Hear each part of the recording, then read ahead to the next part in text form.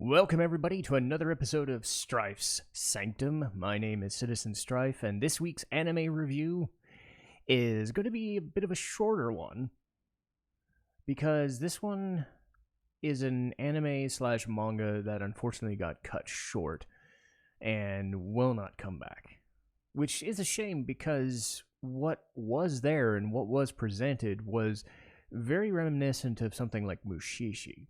And if you saw or heard my review of Mushi-Shi, or if you've seen it yourself, you kind of know what the vibe is for this show, the more modern take on that sort of thing. But the show in question is Somali and the Forest Spirit. And the general idea with this is Mushi-Shi kind of went with the more ethereal visual storytelling, but from kind of a horror perspective. Not completely, but most of the stories were like, you're infected by a thing that's just trying to live and it's eating your life force, something like that. This is more fantastical creatures, different cultures, slight racism and whatever as a subtext here and there, but it really does come down to as a story of someone being protected. So it does feel its own, it does have its own vibe, its own feel to it.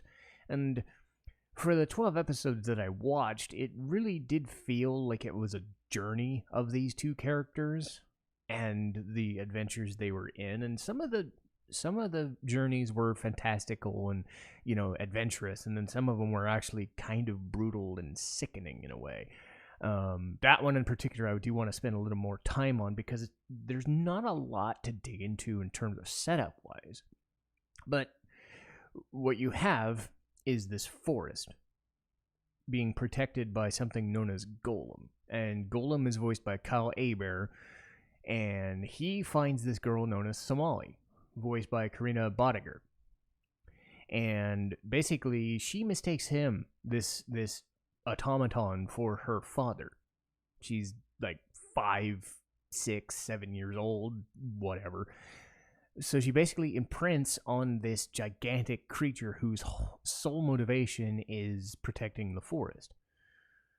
And then his drive to find whatever her parents are kind of drives their instincts. So Golem has this like innate skill of protection, and he learns all these like little skills on survival instincts, and she's just there kind of mucking around the place and being a kid and running around and doing these crazy things. And every time they go somewhere, her curiosity and his stoicism kind of make up the meat of the show. And whether she's going with some other character to go into a cave or fighting off waves of people that are trying to stop her, the idea at play is that humans are no longer around. And we've seen this at play sometimes before, like post-apocalyptic whatever. The aesthetic of the show is more like if you were in a D&D campaign and you were in like a Feywild or forest or something like that, where fantastical creatures roam the land and humans kind of exist, but as a memory. So Somali herself is human, but knows that if she gets caught, she's in trouble. So Golem fashions this like jacket robe with a set of minotaur horns on her head so that she doesn't come across as human. That doesn't always work, but in most cases she's able to just survive in disguise. And what really sets this apart is that relationship, because you start slowly seeing that Golem has a directive that he follows. Protecting Somalis become his directive, but he also only has a certain lifespan. And he tries to hide it from Somali all the time, but what he's also hiding is the fact that he is pretty much a killing machine when he needs to be. So when she gets in trouble, he is able to basically act on just pure anger and instinct that he hides away. And she understands, but she's also scared of him, and he's more scared for her safety than anything else. So that's really the backbone of the 12 episodes, is this shaky sort of father-daughter relationship, I guess you could say, while going into these new areas. He's trying to find her family before he dies. He doesn't want to tell her that, and it does come to a head eventually. But along the way, you get, say, 4 to 5 different sub-stories, ranging from a fantastical library to cave spelunking to Somali getting caught and Golem trying to protect her.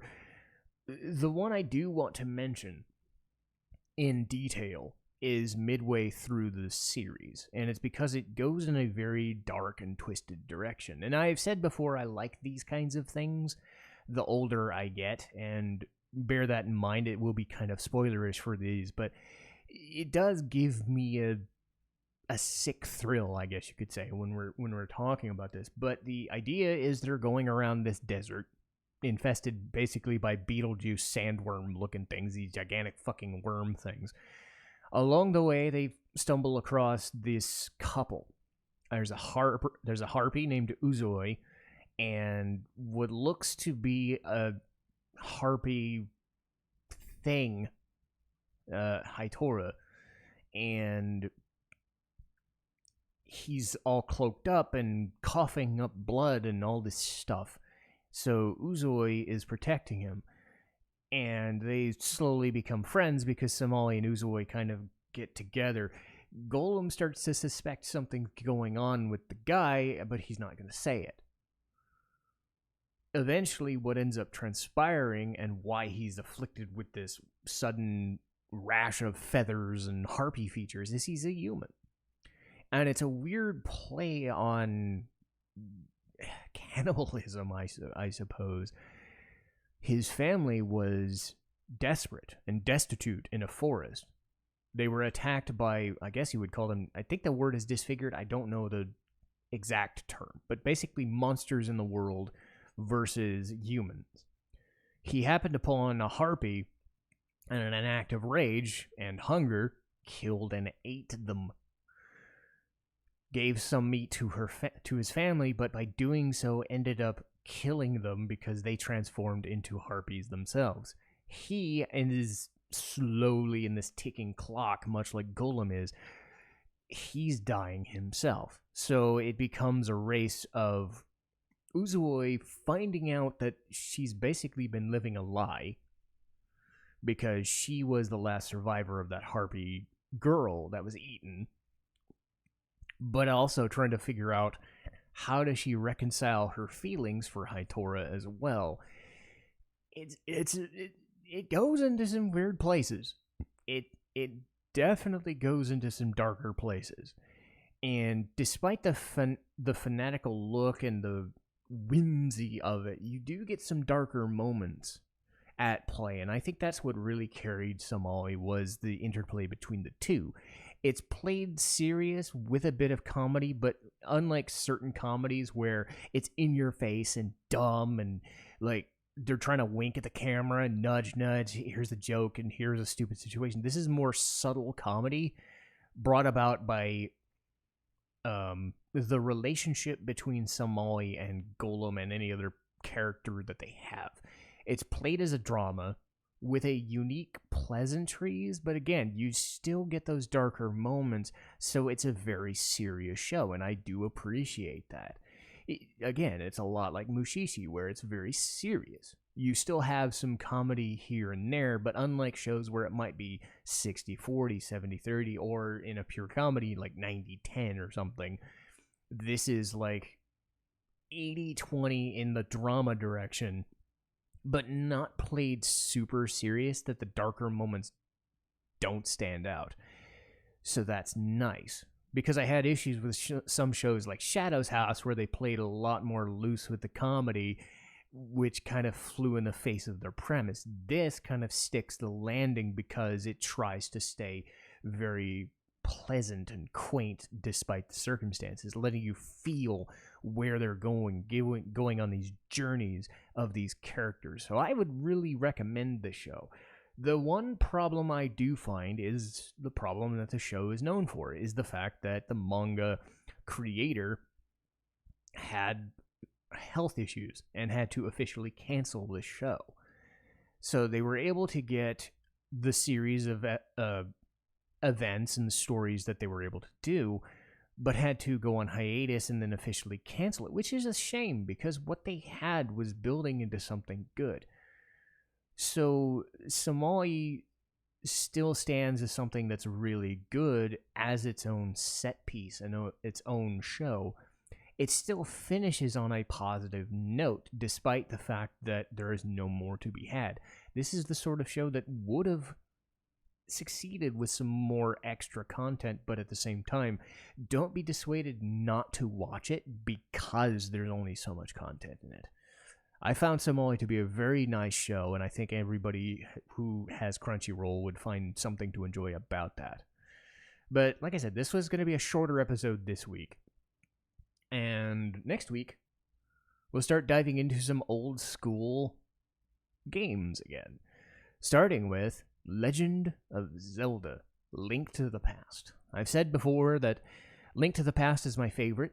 I prefer 2D Zeldas personally, and Link to the Past is probably the best distillation of that 2D formula. Link's Awakening I don't have as much familiarity with because I didn't really play the Game Boy, but I do like it, the remake in sense. But the original, I like it, but not really. Of course, 2 is its own beast, but Legend of Zelda Link to the Past is something that stands the test of time, even though it was like one of the first games on the SNES platform, so I really love talking about that. The next anime will be Paranoia Agent. Very strange, very weird, very disturbing, and I like it. The next game will be Sonic the Hedgehog. And I've decided on Sonic the Hedgehog 1, might as well start with the Genesis stuff and go from there. I might dart around after doing the first 3, but Sonic 1 has its moments, and then it struggles. But it's still, for what it was trying to do as a first game, it really succeeds. It succeeds in being the not Mario game, and I love talking about it. And even though playing it is a little troubling, it's still a landmark title. After that, we get back into anime again, and I've decided to go really current and go with Love After World Domination, a show that personally should offend me on so many levels for so many different reasons, but for some reason, it's one of those things where everything about it only works because it works in a certain way. I'm not really a fan of romance shows and comedies. I'm not really a fan of Super Sentai or Tonkatsu, or no, that's the port. Tokusatsu. I think it's Tokusatsu is the term, but Super Sentai shows, the Power Rangers, this stuff. I'm not a fan of Power Rangers, not a fan of stupid comedies, but for some reason, this show kind of worked as I could live with this for 12 to 24 episodes, so I liked it. So Love After World Domination's after that one. And then we'll finish off September, as I'm currently recording this in early August, but I'm setting up September, and I'm going to end it with Soul Blazer. I've been meaning to get into Illusion of Gaia and Terra Enigma, but we might as well start with Soul Blazer, because that's where everything began. So, we've got a full slate of podcasts ready to go. I'm keeping up and keeping busy, and I'm trying to do the best I can to keep things going and, watching new stuff, playing new stuff as it comes out. And we've got a good slate of RPGs and anime out this next couple of months. So, I'm going to be fairly busy, and I hope you guys have enjoyed these podcasts now that we're into our second year. We're continuing on. We're just going to keep soldiering on, and I hope you guys do enjoy it. But that'll do it for me, Citizen Strife, signing off.